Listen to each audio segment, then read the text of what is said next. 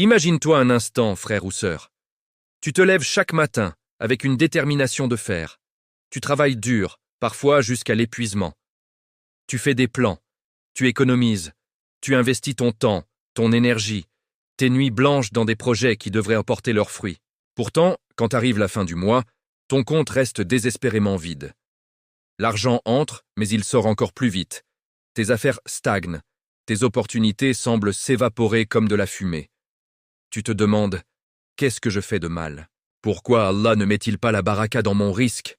Et si je te disais qu'il y a un péché, souvent caché, que beaucoup commettent, sans même s'en rendre compte, un péché qui déclare ouvertement la guerre à Allah et à son messager. Un péché qui aspire la bénédiction de ton argent comme un trou noir aspire la lumière. Un péché qui fait que même si tu gagnes beaucoup, il ne reste rien, ou presque.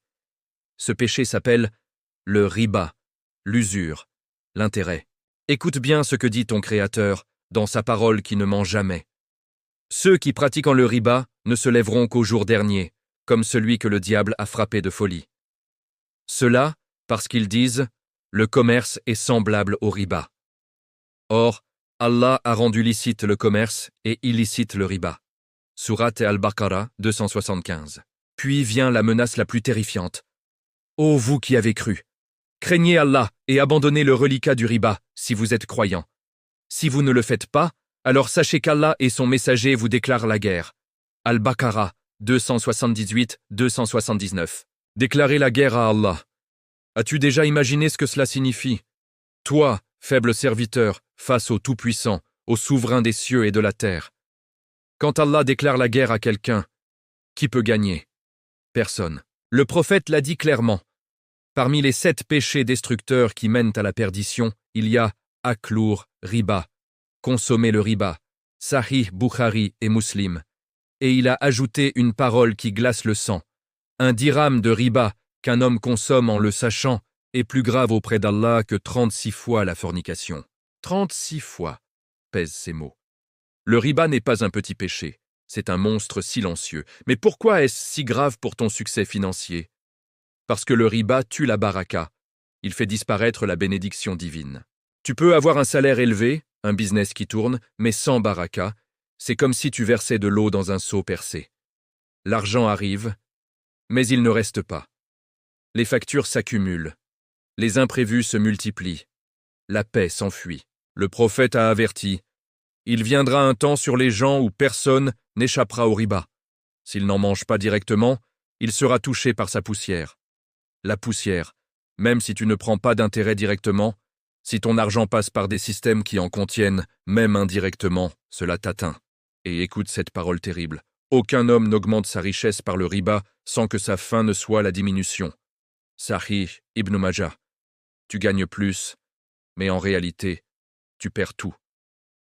La richesse semble augmenter sur le papier, mais la vraie richesse, la paix, la satisfaction, la durabilité s'effondrent. As-tu déjà ressenti cela?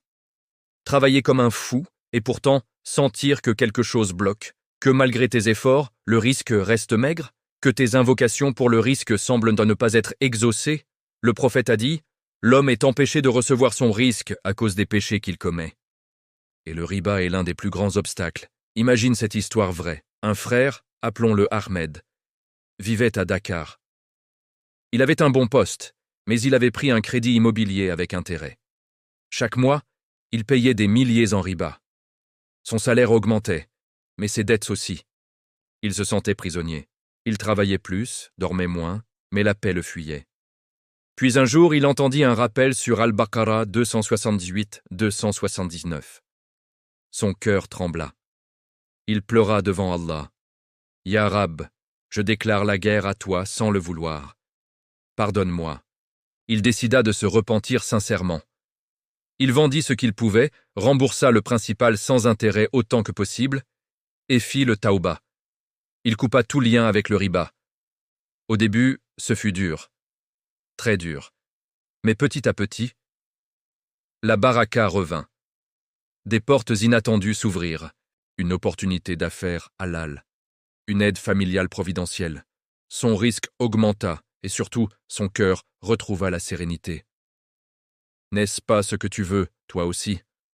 Si ce rappel t'a touché, et que tu veux continuer à recevoir des histoires vraies tirées du Coran et de la Sunna, pour renforcer ta foi et débloquer les bénédictions dans ta vie, abonne-toi maintenant à cette chaîne ou à ce compte.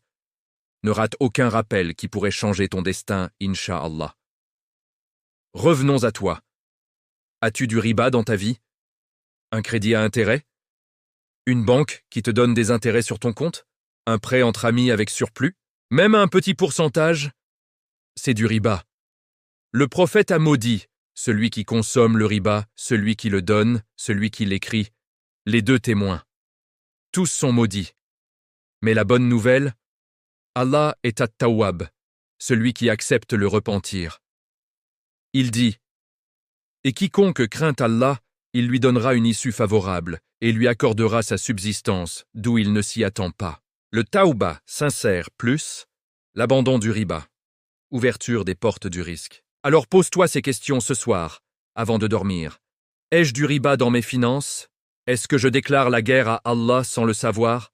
Suis-je prêt à tout arrêter, même si c'est douloureux, pour retrouver la baraka?